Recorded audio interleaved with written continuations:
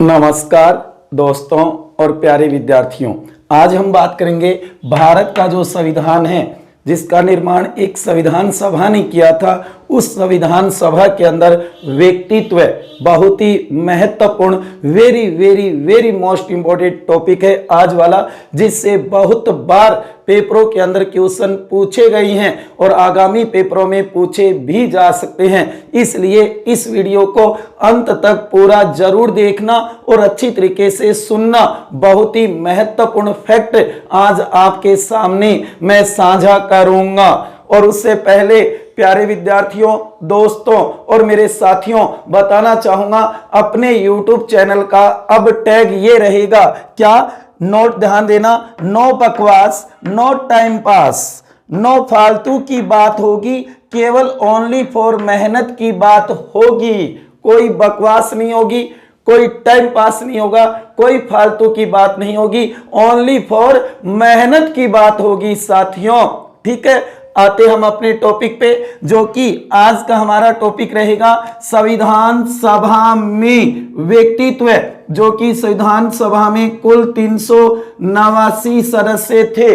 उसके अंदर प्रमुख व्यक्तित्व किनका था? सीधी सी बात है साथियों कि महत्वपूर्ण रोल किनका था, कौन कौन व्यक्ति किस पद के ऊपर थे, उसके ऊपर हम चर्चा करेंगे। अति महत्वपूर्ण है इसके अंदर भारतीय संविधान सभा, संविधान निर्मात्री सभा थी, जिसके अंदर 389 सदस्य थे। कुल 296 उसके अंदर निर्वाचित थे और 93 मनोनीत थे। उसके अंदर आप देखोगे प्रमुख व्यक्तित्व किसका था, महत्वपूर्ण भूमिका, रोल किसका था, कौन किस पद के ऊपर था, उसके ऊपर चर्चा कर रही है। सबसे पहले देखो साथियों, डॉक्टर सच्चिदानंद सिन्हा अस्थायी अध्यक्ष या सभापति किसके? संविधान सभा के। जो कि बहुत बार पूछा जाता है कि संविधान सभा के अस्थायी अध्यक्ष सभापति कौन बने थे? डॉक्टर सच्चिदानंद सिन्हा।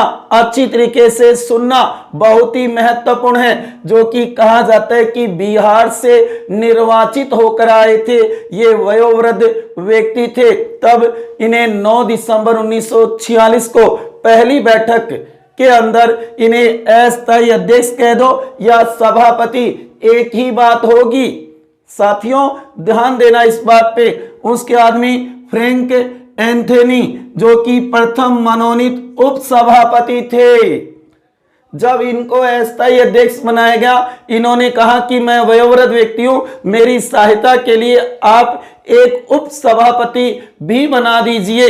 उस समय संविधान सभा में फ्रैंक एंथनी, जो कि आंग्ल भारतीय एंग्लो इंडियन समुदाय का प्रतिनिधित्व कर रहा था संविधान सभा में। और कहा जाता है कि फ्रैंक एंथनी वही व्यक्ति है जिन्हें राष्ट्रपति ने 7 बार लोकसभा में मनोनीत भी किया है। सबसे ज्यादा मनोनीत होने वाले लोकसभा में आंग्ल भारतीय एंग्लो इंडियन सदस्य यही थे, फ्रैंक एंथनी, जो प्रथम मनोनीत उप सभापति बने थे संविधान सभा के।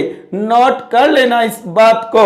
उसके बाद में देखो आगे, डॉक्टर राजेंद्र प्रसाद स्थायी अध्यक्ष संविधान सभा के, जो 11 दिसंबर 1946 को नियुक्त हुए थे और अंत तक यही रहेंगे। सबसे ज्यादा आने वाला क्वेश्चन, भारतीय संविधान सभा, भारतीय संविधान निर्मात्री सभा के अध्यक्ष कौन थे, किन्हें अध्यक्ष बनाया गया, अध्यक्ष किन्हें चुना गया?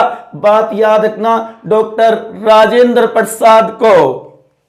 उसके बाद में देखो एच.सी. मुखर्जी उपाध्यक्ष थे, जबकि याद रखना है संविधान सभा के 2 उपाध्यक्ष होंगे, जो कि ब्रिटिश भारतीय प्रांत थे, उनकी संबंध में तो होगा एच.सी. मुखर्जी, जो कि उपाध्यक्ष पहले, और दूसरे होंगे वी.टी. कृष्णमाचारी, उपाध्यक्ष होंगे, जो देशी रियासतों का जो भारत था उनके संबंध में ये कार्य करेंगे, उससे संबंधित। जबकि उपाध्यक्ष क्या होंगे? 2 होंगे। नोट कर लेना, एच.सी. मुखर्जी, वी.टी. कृष्णमाचारी। ठीक है ना साथियों, इसे ध्यान देना। 2 उपाध्यक्ष अध्यक्ष एक ही है, डॉक्टर राजेंद्र प्रसाद। दोस्तों यहाँ पे कहने का मतलब यही है कि एक तो एच.सी. मुखर्जी उपाध्यक्ष होंगे, एक वी.टी.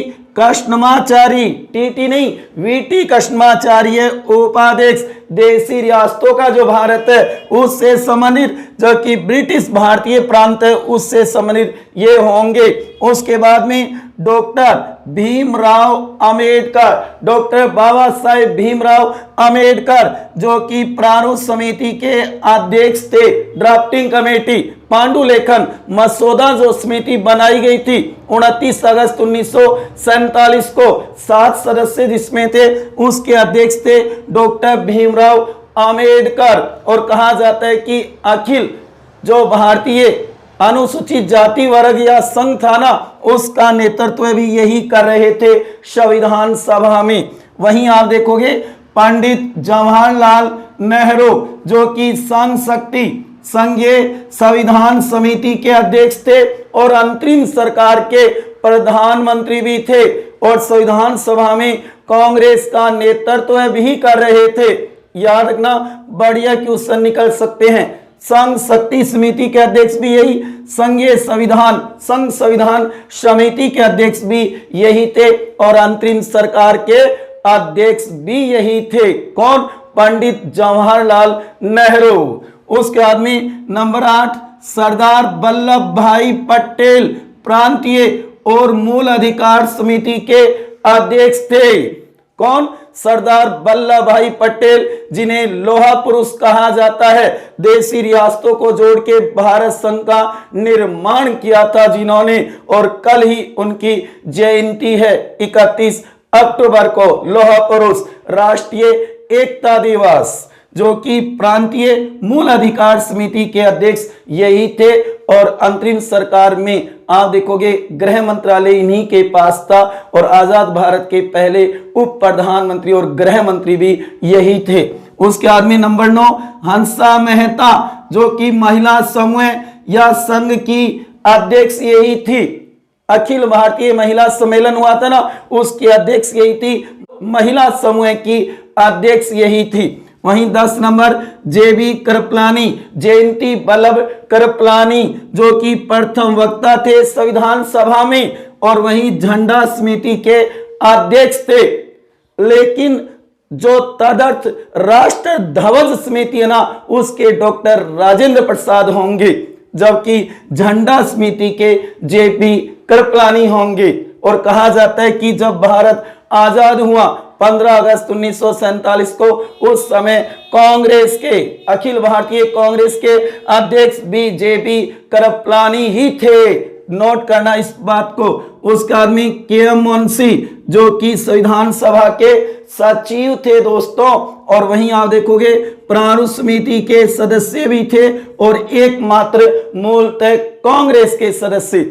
वैसे तो ये मानो कि और भी कांग्रेस से जुड़े हुए थे, कांग्रेस के बैनर के तले जीते हुए थे, लेकिन ये एकमात्र शुद्ध, कहने का लो सीधे कांग्रेस से संबंध रखने वाला व्यक्ति था, सदस्य था संविधान सभा में, और प्रारूप समिति का भी सदस्य था ये। ठीक है। उसके बाद में डॉक्टर राधाकृष्णन, प्रथम वाचककर्ता। हमारे संविधान का 3 बार वाचन हुआ था, तो प्रथम वाचककर्ता डॉक्टर सर्वपल्ली राधाकृष्णन ही थे। उसके बाद में number 13 doctor BN. Rao, Benegal Narasimhan Rao, BN. Rao, जो कि महत्वपूर्ण संवैधानिक सलाहकार और परामर्शदाता और सभा के सदस्य नहीं थे, संविधान सभा के मेंबर नहीं थे, और भारतीय संविधान का प्रारूप बनाया था। 60 देशों के संविधानों का अध्ययन करके बी.एन. राव ने, जो हमारे संविधान सभा के संवैधानिक सलाहकार परामर्शदाता थे, कहने के लिए राय देने वाले व्यक्ति थे। तो इसमें सबसे महत्वपूर्ण आप देखोगे दोस्तों, सबसे ज्यादा आने वाला ये, अभी आपने पटवार के पेपर में हाल ही में देखा भी होगा, एक तो याद रखना स्थायी अध्यक्ष डॉक्टर राजेंद्र प्रसाद, स्थायी नाम आए या ना आए, संविधान सभा के अध्यक्ष कौन होंगे दोस्तों, याद रखना डॉक्टर राजेंद्र प्रसाद होंगे।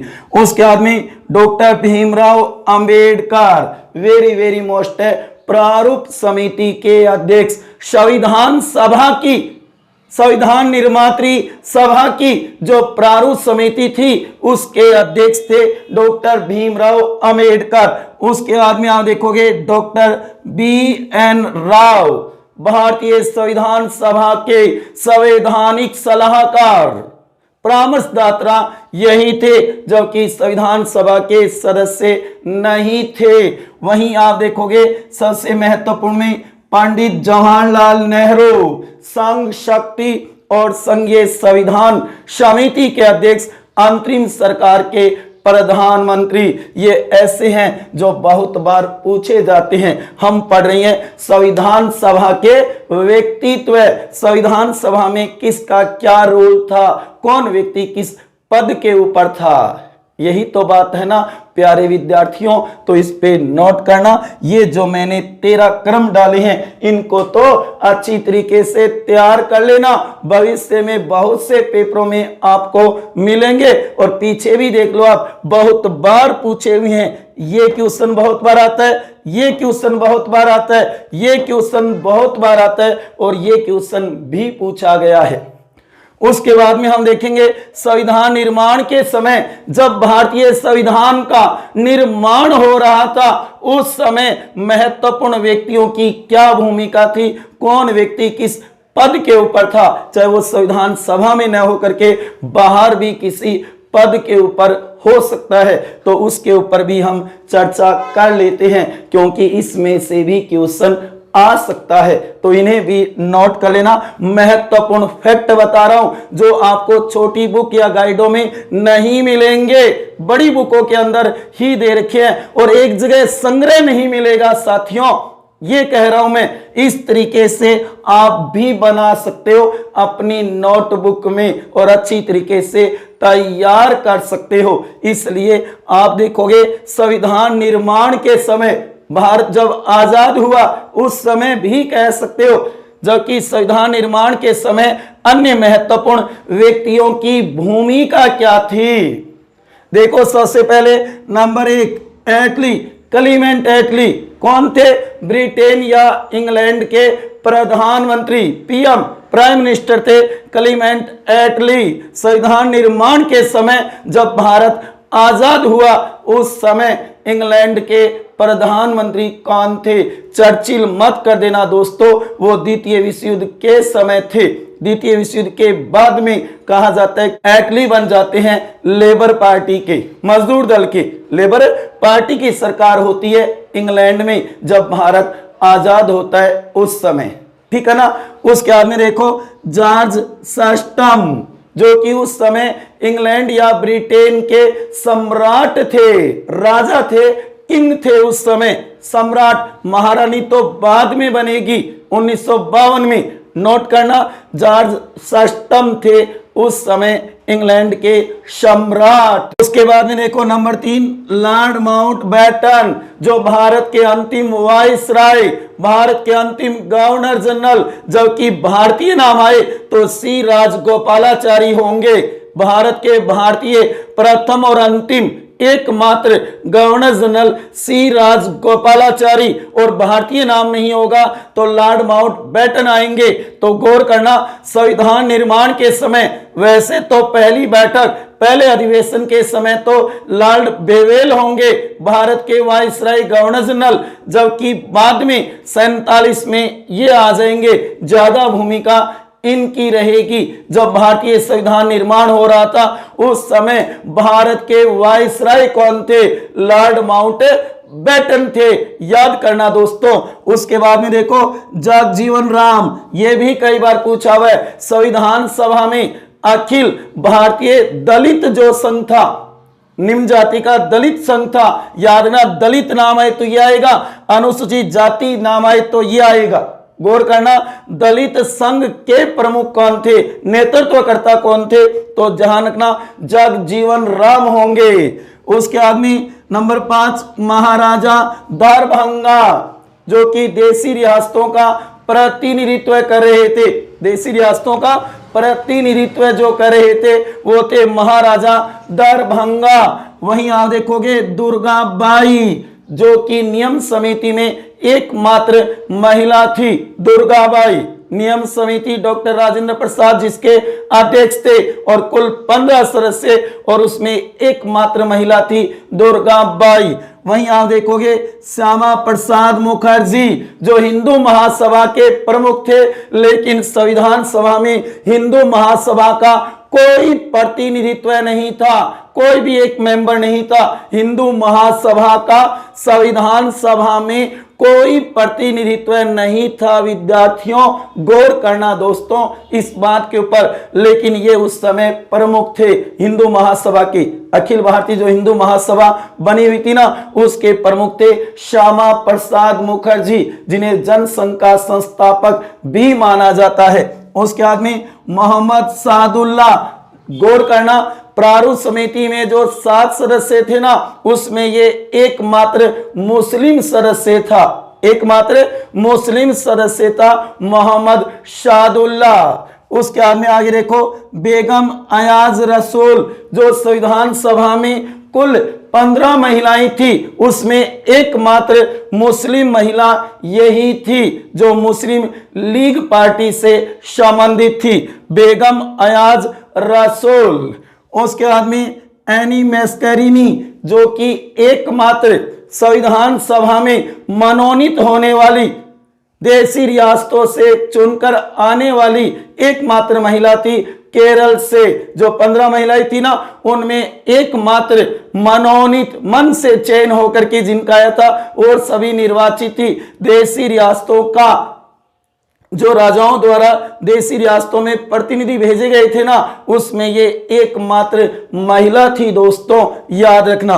उसके बाद में हसरत मोहानी जिसने संविधान के ऊपर हस्ताक्षर नहीं किए थे, संविधान सभा का मेंबर था, लेकिन संविधान पे जो अंत में 284 सदस्य हस्ताक्षर करते हैं 24 जनवरी 1950 को, उस समय कहते हैं कि इस व्यक्ति ने हस्ताक्षर नहीं किए संविधान की प्रति पे। उसके बाद में ध्यान देना मोहनलाल सक्सेना जो 13 दिसंबर 1946 को उधर से प्रस्ताव पेश हुआ था, जो 22 जनवरी 1947 को पारित होता है, उसका उर्दू में अनुवाद किया था। उर्दू भाषा में अनुवाद करने वाला व्यक्ति है मोहनलाल सक्सेना, ध्यान देना इस बात के ऊपर। उसके बाद में M.R. जयकर जिसने उद्देश्य से प्रस्ताव का विरोध भी किया था, और बढ़िया क्वेश्चन ये बनेगा M.R. जयकर का कि जब भारत का विभाजन हुआ उस समय डॉक्टर भीमराव अम्बेडकर का जो निर्वाचन क्षेत्र था वह पाकिस्तान में चला गया, पूर्वी पाकिस्तान में। उसके बाद में कहा जाता है कि M.R. जयकर ने बॉम्बे प्रांत का जो सदस्य था त्याग पत्र दिया, और वहां से भीमराव अम्बेडकर निर्वाचित होकर के आए थे। इन्होंने बलिदान दिया था उस समय अपनी सीट का। त्याग पत्र देने वाला व्यक्ति, त्याग पत्र देने वाला व्यक्ति जिसकी जगह डॉक्टर भीमराव अम्बेडकर दोबारा विभाजन के बाद ये मानो निर्वाचित होकर के आए थे, वो प्रांत था बॉम्बे प्रांत, जो कि पहले आते हैं बंगाल प्रांत से। उसके बाद में आगे देखो H.V.R. अयंगर जो कि हमारे पहले राष्ट्रपति बने थे, डॉक्टर राजेंद्र प्रसाद। 24 जनवरी 1950 को उस समय चुनाव हुआ था, और उस समय ये निर्वाचन अधिकारी थे, चुनाव अधिकारी थे, और कहते कि उस समय एक ही फोरम, एक ही पर्चा आया था और सामने कोई पर्चा नहीं आया, तब इनको चुना गया था उस समय भारत का पहला राष्ट्रपति। तो ये थे H.V.R. अयंगर, उस समय निर्वाचन अधिकारी। दोस्तों ध्यान दो, बढ़िया क्वेश्चन बन सकते हैं भविष्य में, अपनी नोटबुक में नोट कर लेना इन सभी को, जो आपको एक गाइड या बुक में नहीं मिलेगी। ऐसी जानकारी जो मैं आज आपके साथ साझा कर रहा हूं। भारतीय संविधान में, संविधान सभा में व्यक्तित्व, भारतीय संविधान का जब निर्माण हो रहा था उस समय किसकी क्या भूमिका थी, कौन किस पद के ऊपर था, कैसा रोल था उनका, कैसी भूमिका थी, उसके ऊपर चर्चा कर रही हैं। उसके बाद में आगे देखो, जो कि आप देखोगे केटी साहा, जो कि याद रखना संविधान सभा के सबसे एक्टिव बंदे या एक्टिव सदस्य, जो हमेशा एक्टिव रहते थे। जो भी संविधान में बहस होती थी संविधान सभा के अंदर, उसके अंदर सबसे ज्यादा केटी साहा जो सदस्य थे, उन्होंने ही वाद विवाद किया था, तर्क दिया था, समय समय पर ध्यान देना, जिसका डॉक्टर भीमराव अम्बेडकर ने बखूबी जवाब दिया था। क्योंकि ये सब ये मानो कि देवदूत है जिन्होंने भारतीय संविधान का निर्माण किया था और इतने बड़े देश की ऐसे कल्पना की थी कि आगे आने वाला मेरा देश भारत कैसा होगा, उसके बारे में ये मानो कि उन्होंने संविधान में लिख दिया। और इतने बढ़िया नियम, जो कि आज देख लो विश्व का सबसे बड़ा संविधान है भारत का संविधान, जो विशेषज्ञों ने सोचा